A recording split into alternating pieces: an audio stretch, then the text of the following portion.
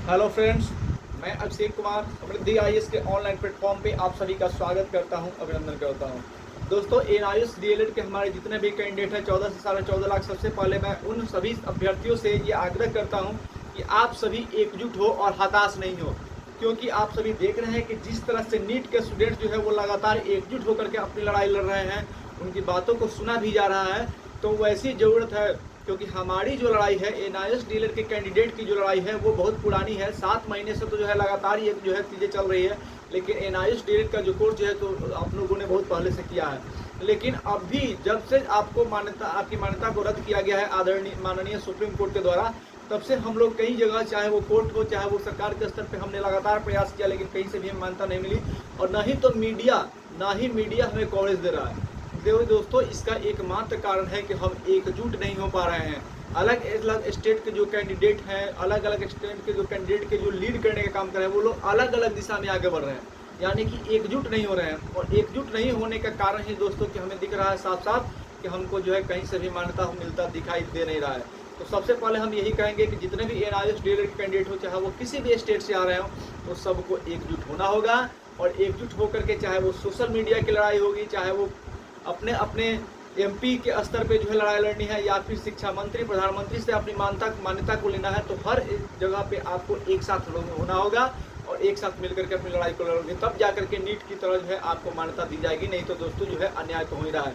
ये बात सभी लोगों को पता है, सरकार को भी पता है कि एनआईएएस डीएलएड कैंडिडेट के साथ जो है अन्याय हुआ है, लेकिन कोई इनके मान्यता को लेकर के चर्चा नहीं कर रहा है। यहाँ तक कि विपक्ष भी एनआईएएस डीएलएड के मुद्दे को जो है दोस्तों नहीं उठा रहा है। तो देखिए हमें करना क्या होगा। तो दोस्तों, एनआईएएस डीएलएड मान्यता को लेकर के दो चीज़ें जो है वो हो सकती है। पहली ये कि आपको जो है ट्रांसफ़र पिटीशन जो सुप्रीम कोर्ट में गया है, तो पहली जीत तो वहाँ से ये मिली थी कि आपको वहाँ पे एक्सेप्ट कर लिया गया था। तो अब 29 जुलाई को जब वहाँ पे इस केस की सुनवाई होगी दोस्तों, तो माननीय सुप्रीम कोर्ट में ने ये कह दिया था कि अब सारे केस जो है वो यहीं पे सुने जाएंगे। तो वहाँ पे जो है इसकी सुनवाई होगी 29 जुलाई को, और उस दिन की सुनवाई जो है दोस्तों इस केस का दिशा निर्देश जो है वो निर्धारित करेगा कि ये केस जो है अब किधर जाएगा। तो सारी उम्मीदें जो है अब 29 जुलाई को होने वाली सुनवाई जो सुप्रीम कोर्ट में है उस पर टिकी हुई है। तो अब हम सबका कहना यह है कि जितने भी एनआईएएस डीएलएड कैंडिडेट हो, सब एकजुट होकर के सुप्रीम कोर्ट में ये लड़ाई लड़े, सब एक दूसरे का जो है दोस्तों सहयोग करें और सुप्रीम कोर्ट में लड़ाई लड़े। तो निश्चित रूप से जब इतनी संख्या बल एक साथ वहाँ पे दिखेगा, ठीक है, तो आप लोगों को जो है वहाँ पे इस बात को जो है जरूर दोस्तों जो है वो सुना जाएगा।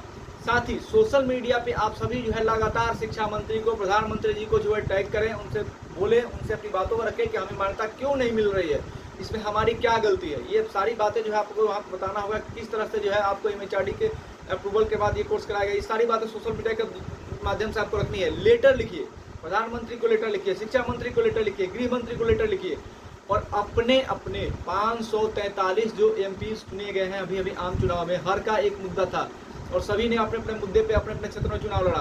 तो निश्चित ही ये सभी जब जीते हैं, तो आप सभी जो है इनके साथ जो है मिलिए और मिल करके अपना ज्ञापन सौंपिए कि एमपी साहब अब आप ये देखिए, आप तो जीत गए, हमारी बातों को आप सदन में उठाइए। जब सदन शुरू हो रहा है तो आप वहाँ पे सदन में जाएंगे, संसद भवन में, तो आप जब आपकी सदस्यता होने के बाद आप जो है इस बात को रखिए और सरकार से, लोकसभा स्पीकर के सामने ये कहिए कि हमें जो है मान्यता दी जाए। क्यों हमें मान्यता नहीं दे रही, इसमें हमारी क्या गलती है, इस बात को स्पष्ट किया जाए।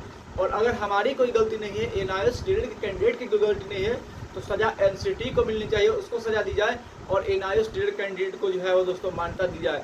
और एज फैक्टर, जो जितने लोगों का एज लैप्स कर गया है उनके बारे में भी सोचा जाए, यानी कि आप सभी जो है अपने अपने एमपी से मिलिए और कहिए ज्ञापन सौंपने के बाद कि आप जाइए और सदन में, जो कि दिल्ली में आप लोग संसद में बैठेंगे, तो वहाँ पे इस मांग को रखिए। अगर आप इस मांग को नहीं रखेंगे तो अगली बार जो है आपको जो है निश्चित रूप से हम लोग सबक सिखाएंगे। यानी इस तरह से आप जो है वो उनको विश्वास दिलाइए, उनको जो है ज्ञापन सौंपिए और बोलिए कि आप जाकर सदन में हमारी बातों को उठाइए और हमारी मांग को जो है वहाँ पे रखिए। ऐसा करने पर हमें उम्मीद है कि आपको जरूर कुछ ना कुछ वहाँ पे सोचा जाएगा। हाँ, लेकिन यही है कि आप सभी को एकजुट होना होगा, आप सभी को एकजुट आना होगा। धन्यवाद।